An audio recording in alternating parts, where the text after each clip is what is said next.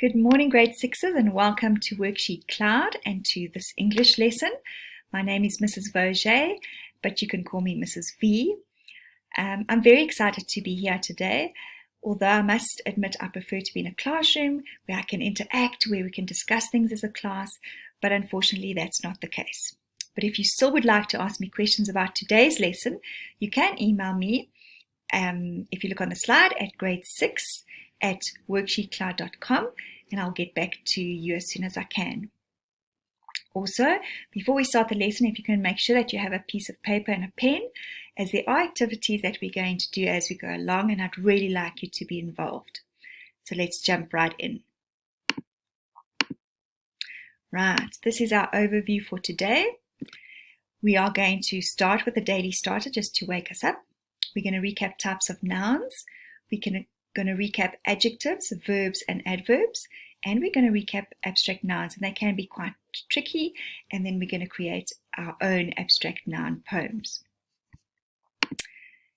So let's start with our daily starter.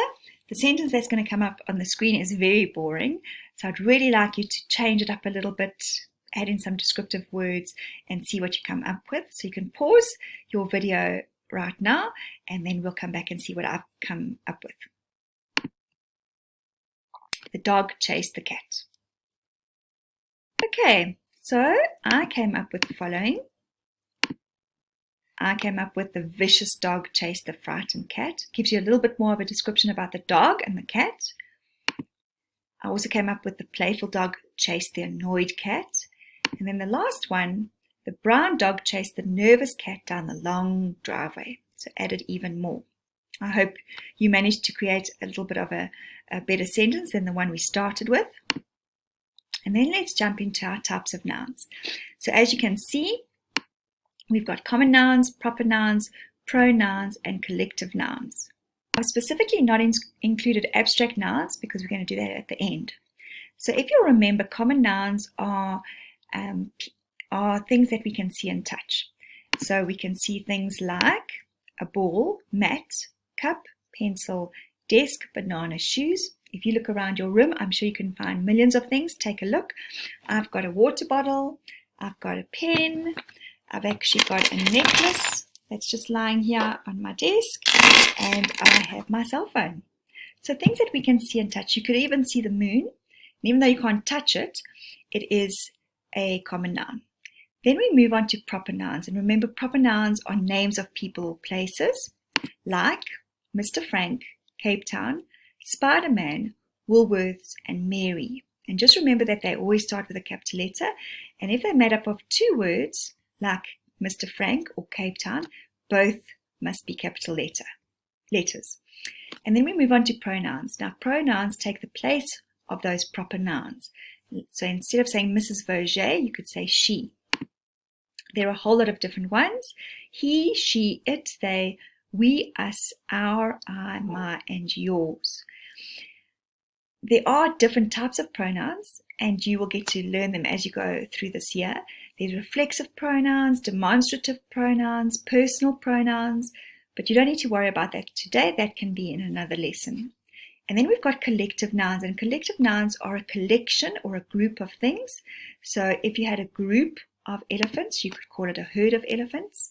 A group of cards, or it's called a pack of cards. If I had a whole group of singers, it's a choir of singers and a bouquet of flowers. And then we move on to adjectives. So these are describing words, as you know, and they make your sentences interesting. So I want you to take a look at these, number 1 to 6.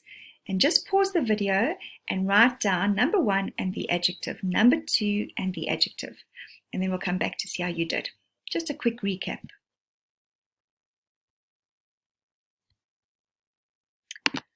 Okay, great. I hope you got what I got. The food, we described it as bitter. The test was difficult. The story was brief, means short. The home is new. The man, creepy and scary. And my dad, courageous, or another word for brave. And then we move on to adjectives of comparison. An adjective of comparison you will do in detail a little bit later on. But basically, you've got your positive, comparative, and superlative. Your positive is when you just have one thing. You're saying she is sweet. My home is safe. But as soon as you compare two things, you use the comparative word for sweet or safe. So for example, sweet, sweeter. Apples are sweet. Apples are sweeter than oranges. My home is safe. My home is safer than her home. And then if you've got more than two and you want to compare, for example, two girls and one is pretty, and I can see here there's a slight error here, it should be prettier. So one girl is pretty, but one girl is prettier than the other girl, but the last girl is the prettiest out of all of them. And that's your superlative. And so just to give you an overview, wet, wetter, the wettest, and most of the superlatives have the in it. Difficult, more difficult, the most difficult.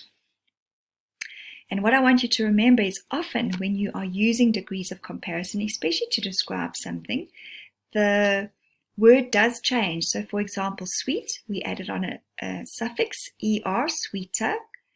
In safe, we added on a suffix, just the r, safer.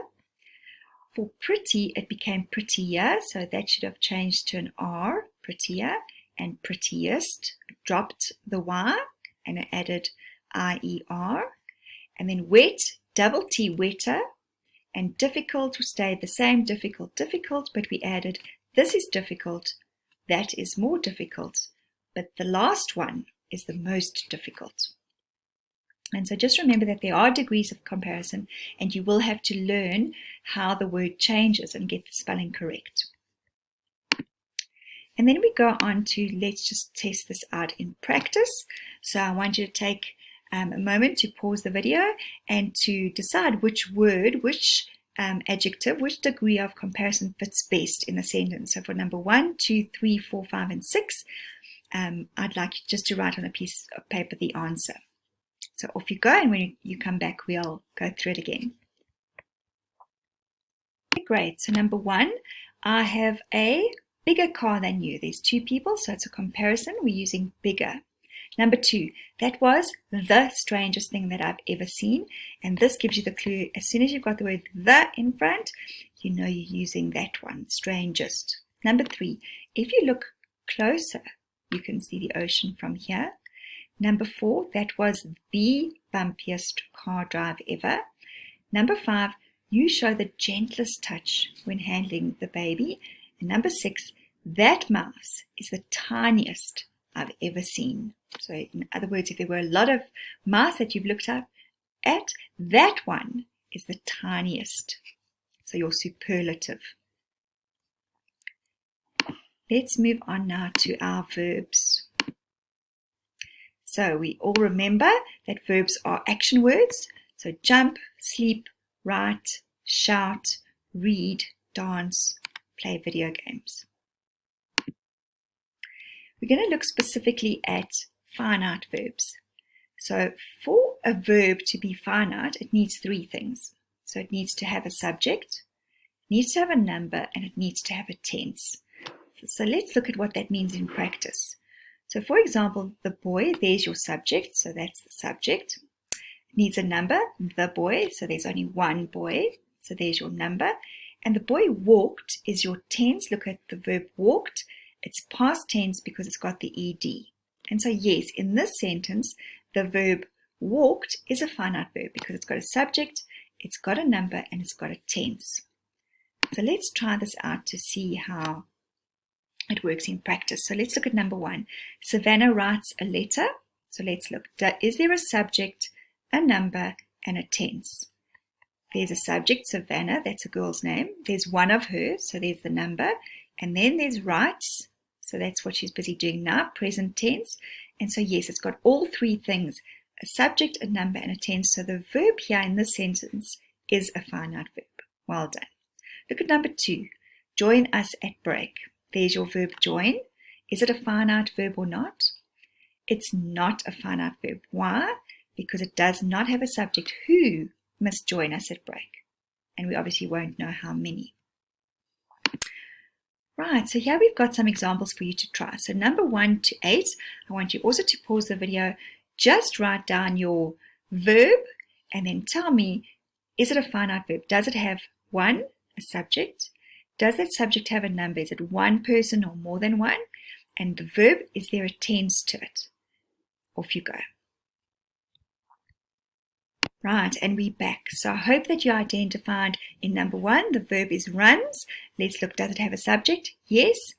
She, and there's only one of her. So as soon as you get the subject, you know that you'll be fine. She is one, runs. So that verb in the sentence is a finite verb. Number 2, the boys sang proudly. There's the verb sang. There's boys, more than one. So there's a subject is boys. There's lots of them. We don't know how many.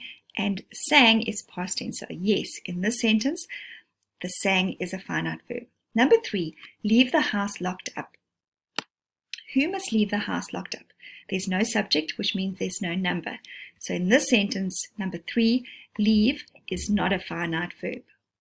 Number 4, she will be sprinting over the finish line. Will be sprinting, or we can just look at the word sprinting. Is there a subject? Yes, she. Only one of her. We can stop there. Sprinting is a finite verb. Number 5, I am a team player. Lots of children battle with sentences like these because they go, where's the verb? But you can be something. I can be sick, I am sick, or I am healthy, or she is sick. And so there's the word am is the verb. So let's look. Is there a subject? Yes, I. And there's only one of them, I. So yes, am in that sentence is a finite verb. Look at number 6. You promised me the last biscuit. So promised is the verb. Is there a subject? You, and there's only one. So it's got a subject, a number, and a tense, past tense. Number 7, write it down. Who must write it down? There's no subject there. So write is definitely not a finite verb. And number 8, Dimple enjoys painting. There's the verb enjoys. Is there a subject? Yes, Dimple is a girl's name. There's one of her. So enjoys in this sentence is a present tense verb. So yes, it is a finite verb. Well done. We're now going to move on to, sorry about that, to adverbs. So adverbs, remember, add to the verb. So they tell you how you do something. I'm just going to move my face out the way there again. So if you jump, how do you jump? If you swim, how do you swim? If you brush your teeth, how often do you brush your teeth? And so these are what adverbs do, and there's 4 different kinds. There's adverbs of manner, which tell us how something is done. There's adverbs of time, when you do something. There's adverbs of frequency, how often you do something. And then there's adverbs of place, where you do the action. So let's take a look at some practical examples. So I want you to take a look at these sentences, and you can also pause it when you need to do them. But we're going to look at them, and I'm going to just show you what the verbs are. So if you look at this, we've got number 1 to 6. Here are the verbs: looked, stay, dripped, lifted, hung, and swooped. So what I want you to do is pause the video and look at the verb and say, where's the adverb? What adds to looked? So what or how did Samantha look at the note? And you can see there suspiciously. So how did she look at the note? She looked at it suspiciously. So that's an adverb of manner. But even if you can't get what type of adverb it is it adverb of manner, time, place, or frequency? Just if you're able to identify the adverb, that'll be great today. So pause the video and see if you can find those adverbs. I hope you managed to find them. We've done number 1. Let's go on to number 2. Sometimes we have to stay inside when it rains. There's the word stay. That's your verb. Where do we have to stay? Inside. So correct. That is an adverb of place. Condensed water dripped down. There's dripped. There's your adverb. It describes how the water dripped, and it dripped down. So that's adverb of place. Gran lifted the pot of food carefully. How did Gran lift? Carefully. So there is your adverb. And yes, a lot of our adverbs end in ly, but not all of them. So don't get confused. Number 5. I hung the plant in the tree over there. As you can see, hung is your verb. Where did you hang the plant. Over there, it's an adverb of place. And then the bird swooped quickly to catch a rodent. How did the bird swoop? Quickly. There's your adverb quickly. We're going to try one more set of words, and I'm going to underline the verbs for you, and I'd like you to find the adverbs. So pause the video again, find the adverbs, and then join me again as we go through it. Great, here we go. Number 1, the toddler stretched lazily in front of the television. How did the toddler stretch? Good, there's your adverb lazily, adverb of manner. Number 2, Jack will clean his room thoroughly. There's will clean is the verb. How will he clean it? Thoroughly, an adverb of manner. These two so far ended in ly, but be careful, they don't all. So let's take a look. Number 3, today I must phone Mark to inquire about our homework. So there's 2 verbs, but we're talking about this one. When must I phone Mark? Today. So when is to do with time, an adverb of time. Number 4, Tammy played the guitar beautifully. How did she play? Beautifully. The adverb is beautifully. Number 5, the group of girls went to watch the movie last week. When did they go watch the movie? Last week, adverb of time. And the last one, number 6, the teacher spoke softly because she was losing her voice. How did she speak? Softly, adverb of manner. Great. We now move on to our abstract nouns, and we're nearly there, guys. So if you need to stretch, I understand that. So abstract nouns are things that we can't see, touch, taste, smell, or hear, or feel, sorry. So they're not things that, like common nouns, that we can pick up and go, here's love, or here is peace. You can't actually hold them or point to them, but there are things that you experience. So experience anger, love, sadness, peace or hope, trust, and illness or sickness. So when you need to identify them in a sentence, sorry about that, when you need to identify them in a sentence, you don't just say, it's a feeling, because it's not. It's something that you experience. I can feel happy, but I experience happiness. So there's a difference. So I want you to take a look at these sentences and see if you can identify the abstract nouns. In the first one, I respected the honesty Matthew showed in handing in the money. So if you look at that one, honesty, you can be honest, so that's an adjective. But when you experience somebody's honesty, you experience that they're an honest person. But you can't actually physically touch honesty or peace and things like that. So I'll give you a minute, pause again, write 1 to 8 on your piece of paper and write down all the abstract nouns. And then we'll go over them together.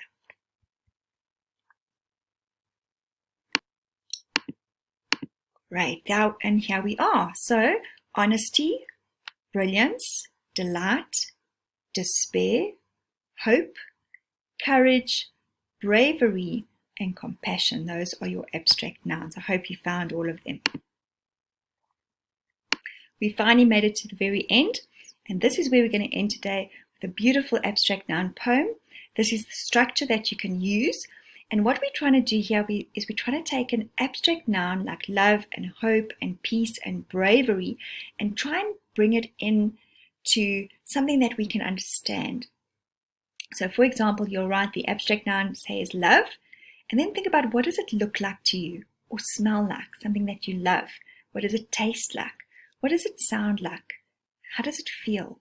And where does it live? So look at the examples I came up with. So I took the two opposites, sadness and happiness. So let's take a look at sadness. So I said sadness. Sadness is only temporary. It looks like a rainy day. It smells like a rotten egg, because I don't like that smell. It tastes like a sour sweet. It sounds like someone crying. It feels like having no friends. And it lives inside me sometimes. And that's true. But that's, if I had to try and put sadness into something that other people can understand, that's how I would explain it from my point of view. Then I chose the opposite, happiness. Happiness is yellow, because I love the color yellow. It looks like a sunny day. It smells like fresh bread as it comes out of the oven. I think we can all enjoy that smell. It tastes like a spoon of Nutella. That is my absolute favorite. It sounds like laughing children. It feels like a warm hug. It lives at my house. So just some ideas. You'll see on the next slide that there is a link above this video where you can click to get to the homework, and you will see that there'll be a recap of everything we've discussed today: nouns, verbs, adverbs, adjectives, but also there's a sheet to do an abstract noun. It gives you the structure, so you don't have to remember this or go back to this video. You can just look on your sheet and come up with your own one. And I've taught this so many times, and it's so amazing, the ideas that children come up with. So really trust yourself with this process. Play around. Think about things. For example, if it's love, what does it look like to you? Is it your mom and dad holding hands? What does it taste like? Something that you really love. Perhaps it's salt and vinegar crisps. So what does love, something that you really love, taste like? And so I encourage you, I would love to see some of your poems, but unfortunately, we're not in a classroom. But just remember that if you'd like to send me any questions, you can send me the questions to grade 6 at iCloud.com, at WorksheetCloud.com, and I will respond to them as soon as I can. We've come to the end of our lesson, but I will be here tomorrow, same time, and I'll be in the same place. So make sure you're here. Bye, everybody.